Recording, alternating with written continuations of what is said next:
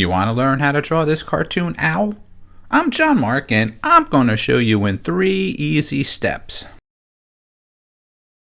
Here's step 1.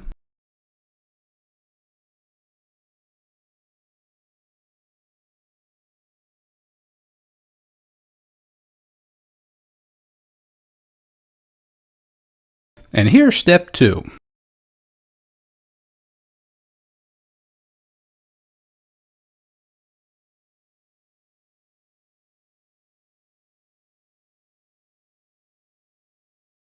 And here's the final 3rd step.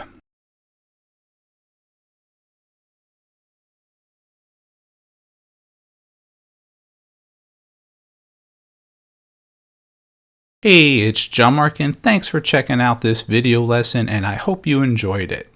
Have a great day. Don't forget to visit our website, that's jmg-studio.biz. If you enjoyed this video, maybe you should take a look at our bookstore and download or purchase How to Draw 50 Different Fish.